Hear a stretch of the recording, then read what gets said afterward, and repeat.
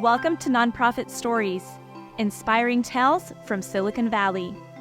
We will explore the transformative work of nonprofit organizations and leaders who are changing our community by tackling some of the most pressing issues facing Silicon Valley.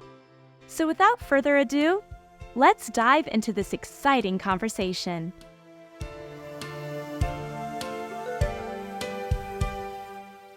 Today, we welcome Justin Imamura, the founder and president of the Trash Punks of Silicon Valley. Their mission is to give a voice to Mother Earth, which is suffering from pollution, illegal dumping, and trash accumulation, and to provide a fun and accessible way for people of all ages to come together, creating a sense of community while contributing to environmental preservation, one piece of trash at a time. Silicon Valley's trash crisis. Overflowing landfills are nearing their brim, with over 20 million tons of waste generated annually, pushing facilities to over 85% of their capacity as the fight against waste continues. The region grapples with a single-use plastic epidemic, producing a staggering 1.5 million tons of these environmental hazards each year. But hope is not lost. Together, we can turn the tide. With a current recycling rate of just 40%, there's immense room for improvement and innovation. It's time for change, Silicon Valley. Let's rethink, reduce, and recycle for a sustainable future.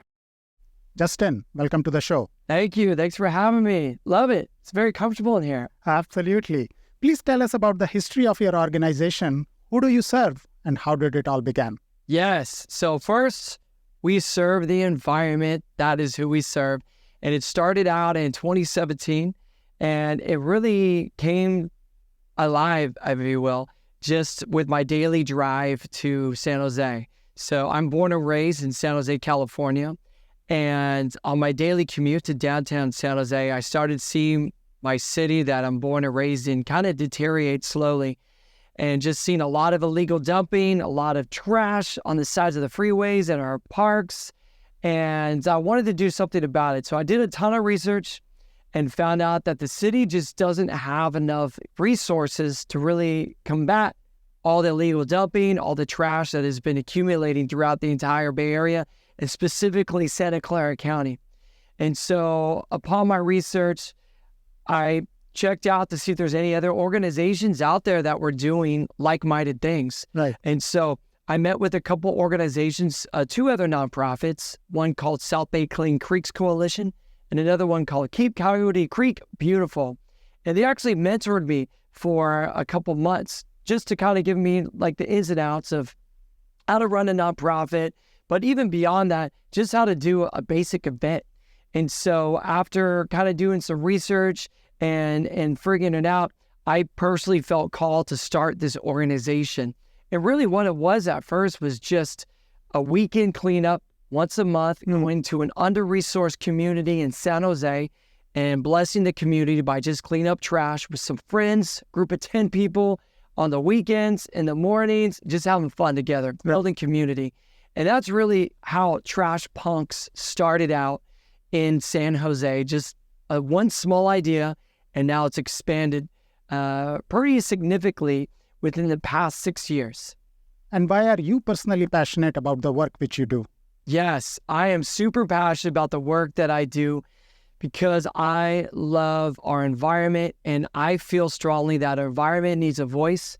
And I felt called to be that voice to Mother Earth, who is hurting through all of the dumping and all the trash and all the pollution that's happening. And so I wanted to create a fun and easy way for people to go around and clean up trash, all ages too. So from kids that are 2 years old, all the way up to retirees that are in their 90s coming out to our events to beautify our environment one piece of trash at a time. And share a story where your organization has made a difference in someone's life. Yes. So there's a lot of stories, but one particular story that comes to mind is very recent. In fact, we just recently expanded from Santa Clara County all the way to Iwasaniro, Kenya. And so we decided this year to start a global program. In fact, it actually happened and it actually happened in 2022. I was at a house get together during the holidays with one of my really good friends and board member, Vanessa, and she always has a party around the holidays. And for that particular party, I met a gentleman by the name of Sabore Oleole, who is from Iwasaniro, Kenya, and he runs a nonprofit with the executive director called Sabore's Well. And I met him at that party, and him and I were hanging out, talking, and he was telling me about his community has a ton of trash and that they just don't know what to do with it because the government is not coming in to help clean it up. And that is in Kenya. That's in Kenya, yeah.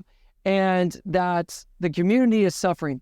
The waters are nasty, and that wildlife out there is getting really, really affected by all this trash that is in the area. And I was like, that's funny. We do that here in San Jose. And so when I met with them, we were looking for a global partner to partner with. That's one of our mission, vision, and values as an organization, is to funnel means of fiscally, giving them a grant to help innovators, global innovators around the world that are doing amazing things for our environment. And we had a particular innovator at the time, but nothing really was happening. We're emailing them and trying to contact them. Nothing was happening. And so when I met Sabore, just a light kicked on, and I said, you know what? This is our innovator. This is exactly who we are going to bless in the community that we're going to help out. And so that night, I immediately called our vice president. I said, yo, we need to talk because I think we found our global innovator. Okay. And so I met with our board and talked about Sabore and Sabore as well, and like, let's hook him up. And so we immediately, like within the next week, talked with Sabore, sat down, met with them while he was still here in the United States, and talked it over. It's like, yeah, we're going to help you guys out. We're going to seed you guys some money to help bless your community. But then on top of that, I made a promise that I was going to come to Kenya and help them start their cleanup and their program around the community by cleaning up the trash. Wow. So imagine December, a couple months later, Vanessa and I are on a flight all the way to Kenya, over almost 20 hours of travel time just to get to Kenya. And we landed there, and that was the farthest I've ever flown personally in my entire life. And so when we landed there, it was an out-of-body experience. It's like, oh my gosh, we are here in Kenya. And we drove about 5 to 6 hours just to get to his village. And we were there for 2 weeks to clean up as a community. And it was just an amazing experience because what we were able to do was we were able to get trash cans made through a local person that fabricated trash cans. Because out there in Kenya, in Iwasaniro, it's not like you could go to a local hardware store and buy a trash can or even buy trash bags. You have to get everything made within the community. And so we paid a local manufacturer there, local person that built all these trash cans, and we separated and we put them all around the community. And then what we did is we led a huge community cleanup. Over 100 people, kids and adults, came out to clean the community. And it was just an amazing experience to see the smiles on their faces and the fact that the community came out and wanted to help and wanted to make an impact was just absolutely amazing. And that story is something that is near and dear to my heart. And I tell that story because the how fast it happened. It wasn't sometimes little things here in the Bay Area take a long time to get happen. I mean, think about the local government. You want something to happen within your community, and it takes months and months. We were able to get out there in less than a few months, bless the community, do a huge cleanup by cleaning up 900 bags of trash, and also meet with their government officials to tell them, hey, we're here to bless your community. How can we help to help you kickstart a waste management program down there? And so that's really what happened. And within that, we were able to really wake up the minds of the local government. Now they see it. Now they're actually have a place where the community could go out and get their trash dumped out. They're currently, right now as we speak, they're taking bids for waste management companies in Kenya to be able to take the trash out of the community and be able to drop it off to their local landfill. So just an amazing time. And, when I think about it, 2017, when I first started the organization, I had no idea I was going to be out there in Kenya, and just absolutely blown away at the trajectory of how the organization has grown.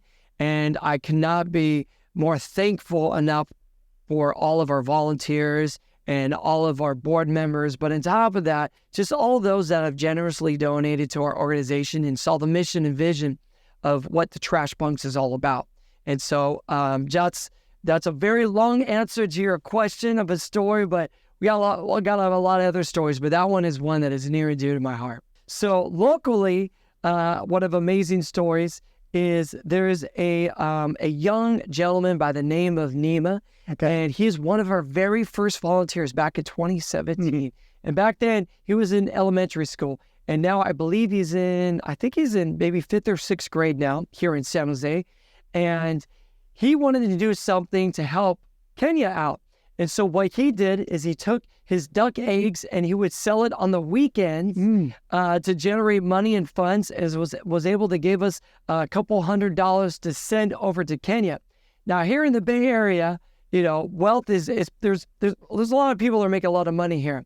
In Kenya, $100 goes a very, very long way. And so that $100 that Nima was able to generate from selling his duck eggs here in San Jose, he was able to actually get a trash can made in that community. And it's all because of him and because of what he did and what he wanted to do to bless a community outside of San Jose. So that's another amazing story of a conservationist, a young leader here that's making a global difference right now, currently.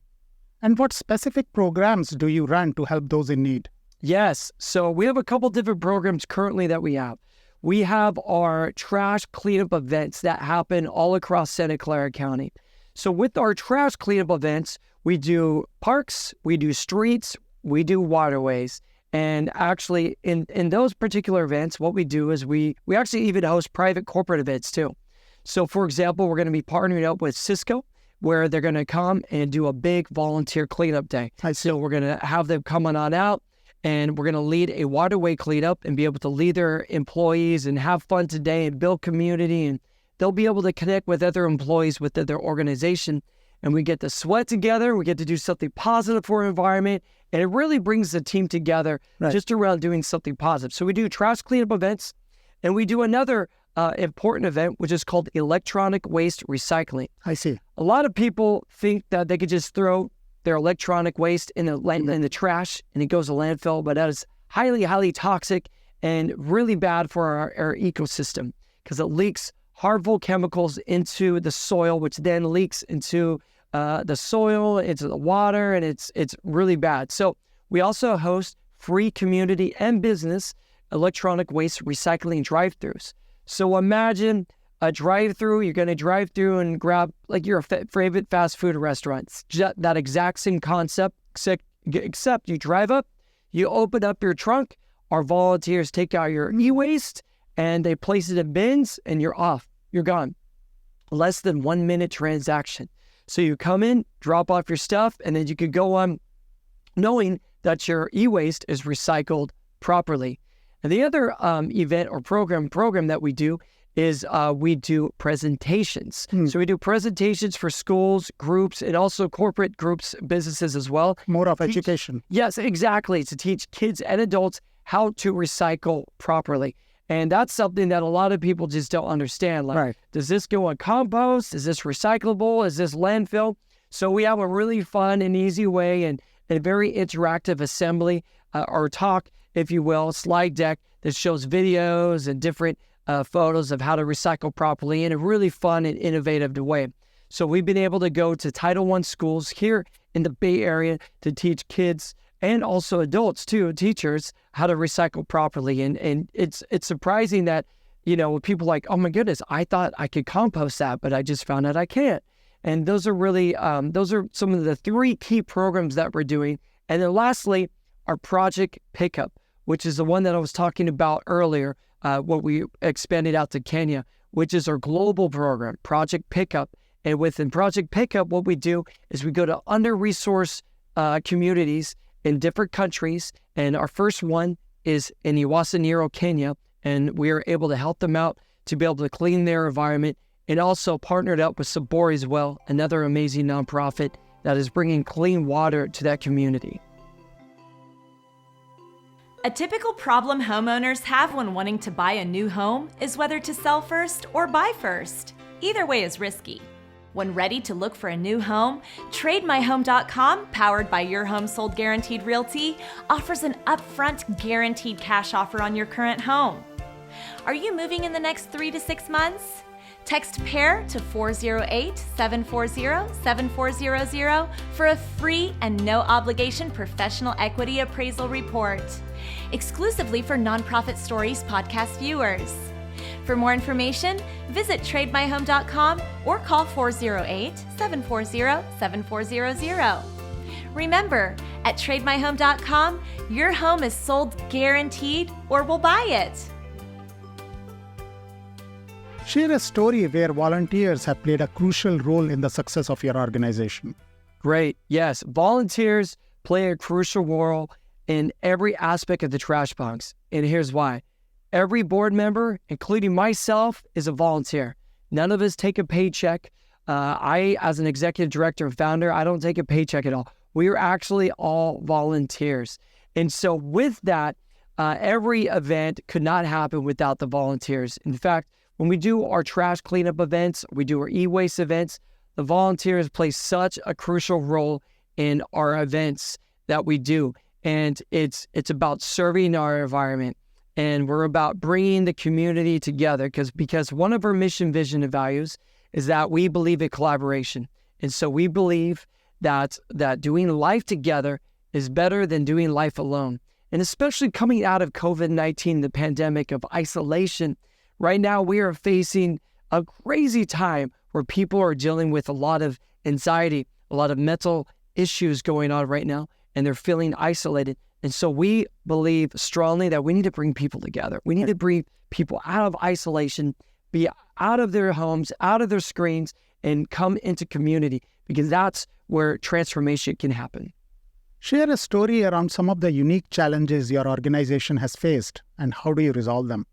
Yes. So some of the unique, I'll give you one that came from Kenya, and it's more of a language barrier, basically. So in Kenya, they speak Swahili, and they also speak Ma. The Maasai tribe and people, they speak Ma. And so they also speak English too. But when we went there, we dropped all these really awesome trash cans. And so these trash cans had our Trash Punk label on it. And we just assumed that they would know, hey, there's a trash can. They're going to throw their trash in there.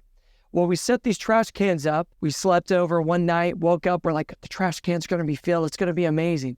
When we show up the next day, trash cans are still empty. So we're like, what is going on? And, being from United States, we just automatically assume when people see a trash can, they throw trash in it. But there, we need to educate the people. This is a trash can. You throw items that are on the ground into the trash can. And so we needed to educate the people there that this is actually where your trash goes. So it actually came after the entire trip that we decided, wait a second, instead of putting like words onto the actual trash can, we need to create a stencil that shows a person dropping a trash into there. And so we created a brand new stencil that actually we sent our partner Sabori home with, so that they could spray paint it on the trash can. So we got rid of the words, and we put just an icon of somebody throwing trash in there. And that's something we wouldn't even think about, because out here you walk around, go to downtown, there's trash cans everywhere, and you know what to do. If you have something to eat or you have a bottle, you just throw it in the trash can. It's like innate. You know what to do with it. Out there and in other countries too, they don't have that, or they just not sure what to do with it. So that was a very unique opportunity for us to learn that, for us it would be, quote, quote, common sense, but it's really not in that culture. So that's an eye-opening thing for us to really think about. And what is one common myth about your work and your organization? Yes, that's a really good question. So, what's one common myth about our organization? People always think that we are a band. We're a musical group because it's called the Trash Punks with an X. And that's actually on purpose. We're called the Trash Punks because I personally come from a musical background. So I play the drums and I love punk rock music. I love classic rock. I love regular rock. I love alternative rock. I love all kinds of music, but I love ones that is loud and energetic and fast. And so I through my musical endeavors and my experience in the music industry, I wanted to create an organization that would catch people's eyes, especially our youth. And so even if you look at our logo, you look on our website, you look at our social media or our photos, it has a nitty-gritty kind of branding to it, black and gray. And that's done on purpose because I want people to kind of like take a deeper dive and be like, wait, what is this? And so we are the Trash Punks because we go into the dirty areas and we DIY, do it yourself. And so we find a problem and we fix it. And we don't see problems as problems, or we don't see barricades or barriers as just like, oh, let's stop there. We look at them as opportunities to do something good. We turn it into a solution. We like to break the mold. And that's really the punk rock scene, the punk rock, essence of the music is all about that. Doing it yourself and going against the grain. And that's exactly what we're doing. We're creating a whole new energy of wanting to volunteer. And then on top of that, if you ever been to one of our events or would like to go to one of our events, what you'll experience is that same energy. Mm-hmm. We are full of love, number one, because that's also one of our mission, visions, and values, is that we don't do anything until it's out of love. So whatever we do, that is the foundation of everything that we do. Because if we're doing a trash event and it doesn't start in love, then we're doing it wrong. And so that's really the number one thing that we do is it's not about, having the best breakfasts and donuts, which we do offer at our events, and coffee, but it is about doing things out of love. Because when we do that, then everything's great. We know that everything is going to be great. And with that, we want to make sure that the experience is fantastic for all of our volunteers too. So the myth, it being one of the biggest myths, is really just that when they look and when you see us, you're like, whoa, these guys and girls they're different. Well, we are different because we are different. And that's because the whole world is different. And it's all about that energy that we have. Where do you see Trash Punks in next 3 years? Yes. Where do we see Trash Punks in the next 3 years? I see us expanding even further beyond Iwasaniro, Kenya. And then also, on top of that, I see us expanding more and more in the school system. So I want to go to those under-resourced communities, not only in Santa Clara County, but also beyond Santa Clara County, and be able to teach kids and adults how to recycle properly. And I like to inspire more people to want to do more trash events throughout our community, because it's not the government's problem to clean up the community or clean up the trash. And I know people would say, oh, I pay taxes, I pay property taxes, they should be cleaning it up. No, trash is all of our problems. We all generate trash and we all generate pollution. So it's all of our problems, and we all need to do something positive and something to make that happen. It's going to take all of us to do that 100%. Whenever you see something on the ground, it's not yours, pick it up. And that's one thing that's innate in me. I grew up with the scouting program, and so I'm actually an Eagle Scout. And with that, the scouting program teaches about being conservation-minded and about leaving an area cleaner than what you found it. And that's exactly what we lead every one of our events with. What one piece of advice will you give to the community you serve? Yes. One piece of advice I would love to give everybody, whether you're 2 years old, whether you're 103 years old, is to love one another. That's number one. If we love one another, you'll see problems take care of itself. You'll see things and people start caring for one another, and everybody will start working together and listening to one another rather than being fast to speak. Right. We all got to be slow to speak and quick to listen, and to just share love to one another. That's the number one thing.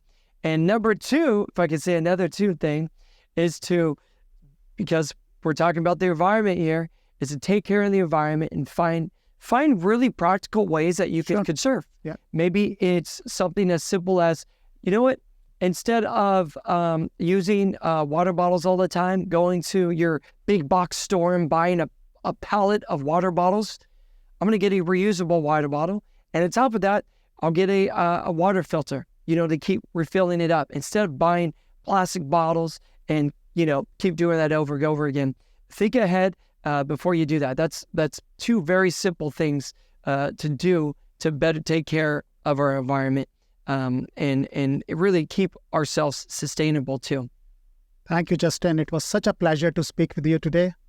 Keep up the good work and let's stay in touch. Yes, thank you for having me. And thank you so much for having this platform to be able to really let the community and world know about some amazing different nonprofits and people that are doing some amazing things. So thank you for using your platform to be able to really open the minds of people that are doing some amazing things. Because I know that through your, you doing this, it's going to inspire so many more people across the world. So thank you. Thank you for listening to the podcast and acknowledging the impactful work of nonprofits in Silicon Valley. Please subscribe and share this episode with a friend. Thank you to our sponsor, TradeMyHome.com, for their community commitment and for making this podcast possible. Until next time, remember to support local nonprofits.